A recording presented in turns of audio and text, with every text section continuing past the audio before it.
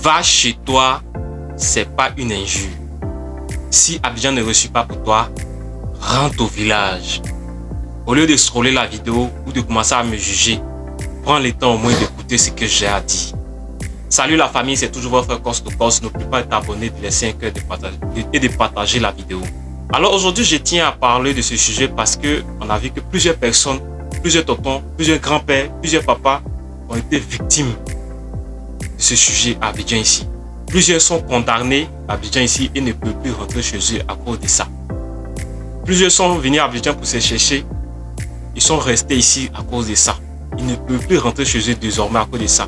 Et quand ils vont mourir même, ils sont obligés de les enterrer ici. Parce qu'il y a d'autres, à cause de ça, quand ils sont venus ici pour se chercher, le fait de ne pas vouloir rentrer chez eux encore, ils vont plus chez eux. Avec des années, ils ne sont jamais mis pied dans leur village. Il y a d'autres même qui ne connaissent même pas leur village. D'abord, il faut reconnaître que venir se chercher à Abidjan n'a jamais été mal.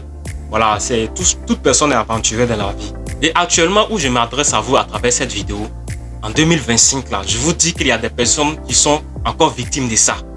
Je sais de quoi je parle. Voilà, parce que la plupart des cas, ça arrive aux hommes. Pour les femmes, c'est un peu facile parce que si une femme est venue se chercher à Abidjan avec son mari, que le mari n'est plus, elle va rentrer, elle va dire, ah, de toute façon, il ne va pas dire que c'est la femme qui est partie se chercher, c'est l'homme qui est parti se chercher. Il va dire, c'est parce que l'homme n'est plus, donc je rentre à mes enfants tranquillement. Mais quand c'est l'homme qui est venu se chercher, ça fait des années, il est là.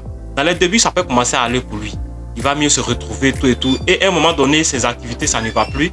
Et ça fait des années aussi, il n'a pas mis pied au village. Il n'est pas allé là-bas. Ça fait qu'il a honte maintenant de rentrer au village. Ça ne va pas. Maintenant, si tu rentres au village, qu'est-ce que les gens vont penser de moi? Qu'est-ce que les gens vont dire? Dans les moqueries, les gens vont dire, oh, pardon. 1, 2, 3, quand c'est les discours, ils vont dire, oh, pardon, toi, tu es parti à Abidjan, tu es passé des années là-bas, tu ne venais pas ici, là. C'est parce que ça ne va pas maintenant, tu es venu ici.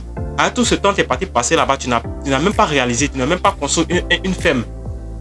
À cause des moqueries et de la pensée des gens, il y a des tontons, les grands-pères, les papas qui sont bloqués à Abidjan ici, qui ne veulent pas rentrer parce que ça ne va pas. Malgré que ça ne va pas, ils sont là. S'ils étaient à Port-Boué, malgré qu'ils ont commencé à casser les quartiers, les communes, s'ils sont à Port-Boué, qu'ils ont cassé là-bas, ils vont là à Yopougon. Quand ils vont casser Yopougon, ils vont là à Djamé. À Djamé, à ma chose, à Bobo. Il a dit, ils pensent des quartiers précaires à quartiers précaires. Maintenant, il ne peut plus rentrer. À cause de son orgueil, à cause de sa dignité, à cause de sa fierté, il ne peut plus rentrer. Mais quand c'est comme ça, des grâces, c'est vrai que ça va faire honte. Mais le fait de rester à traîner à Abidjan ici, ce n'est plus le cas. Ça ne vaut plus la peine. Il faut rentrer, c'est mieux. Quand tu vas partir dans les premières années, c'est vrai que ce sera difficile pour toi. Ce sera difficile pour toi d'exprimer. Ça sera difficile pour toi de parler en public et même de te présenter au public. Mais au fur et à mesure, je pense que même d'autres, 1 mois, 2 mois, ça va passer. Voilà, c'est vrai que d'autres, c'est pas facile pour eux, mais je pense qu'au fur et à mesure, ça va passer. Quand tu refuses d'aller au village, et qu'il y a des enterrements là-bas, tu n'es jamais parti pour aller assister à des enterrements là-bas, tu n'es jamais assisté à des funérailles là-bas. Quand quelque chose t'arrive à Abidjan ici, quand tu meurs à Abidjan ici, eux, ils peuvent te refuser, ils peuvent refuser ton corps, ils peuvent refuser de t'enterrer tranquillement. Parce qu'ils vont te dire, on t'a jamais vu, on ne le connaît pas, on ne le met pas en tant que notre société, on ne le connaît pas en tant que l'un de nous, il ne fait pas partie de notre société. Il y a plusieurs cas comme ça. Voilà. Même qu'après, avec les demandes jusqu'à ils vont l'enterrer, mais de la façon dont ils vont t'enterrer là, ce ne sera pas digne d'une personne du village. Ce ne sera pas digne d'une personne de ce village ou d'une personne de cette communauté. Il y a des enfants à Abidjan ici qui ne connaissent pas leur village. Quand ils leur demandent, ils disent, ah, je suis Bété, mais Bété d'Abidjan. Et puis ça lui fait rire. Il dit, lui, il n'a jamais mis pied au village. Parce qu'il est né ici, son papa n'a jamais dit, ah, cette année, allons saluer les parents au village parce qu'ils se disent qu'il y a les sorciers au village. Mais les sorciers, là, ils ne peuvent pas transport, je vous dis ça en même temps. Donc le fait qu'ils sont nés ici, après la famille, le père, la mère sont décédés, ils n'ont jamais mis pied au village. Eux aussi, ils sont restés ici, ils ont commencé à grandir, ils ont fait leur famille ici. D'abord, ils ont les 45 ans, ils ont déjà les cinquantaines d'années ici, à Abidjan ici, sans connaître leur village. Et c'est une honte. Et quand c'est comme ça, ça suit les générations. C'est toute une génération qui est perdue comme ça. Il y a les petits-fils qui vont pas connaître leur village. Si c'est pas comme s'il y a un dedans qui va dire, ah, moi, je vais décider d'aller connaître ma famille et qui va aller s'aventurer là-bas, ils vont rester comme ça quelque part. Isolés à quelque part, une famille isolée à quelque part là-bas, perdue de nulle part, qui ne connaissent pas leur village, ni leur tradition, qui ne connaissent rien de tout ça. Et quand c'est comme ça, c'est pas bon. À cause de ça, plusieurs tontons, ils sont là, ils traînent à Abidjan, ça va pas, ils ne veulent pas aller au village parce que là, au village aussi, il n'est jamais allé, ou bien à un moment donné, il a stoppé d'aller au village. Il y a un proverbe qui dit chez nous, si tu ne sais pas où tu vas, au moins tu sais où tu es quitté. Quand tu es en train de partir, à un moment donné, si tu es perdu, retourne dans tes traces, retourne dans ton village. Est-ce que ça c'est injuste ou bien ça c'est qui va te tuer? Qui va te faire quelque chose? Ce sont tes racines qui te retournent là-bas, tu t'en mourir tranquille, on t'enterre là-bas, c'est la vie. On n'y peut rien. Est-ce que tu peux faire quoi? Ou bien tu vas faire quoi? Tu n'es pas obligé de réussir avant d'aller au village.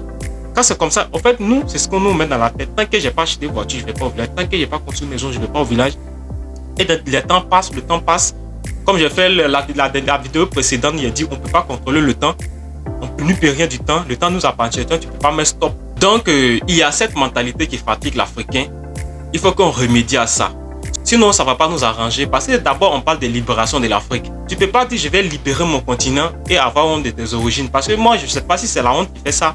Comment toi, là où tu viens, tu refuses d'aller là-bas? À un moment donné, tu dis bon, je ne vais plus là-bas.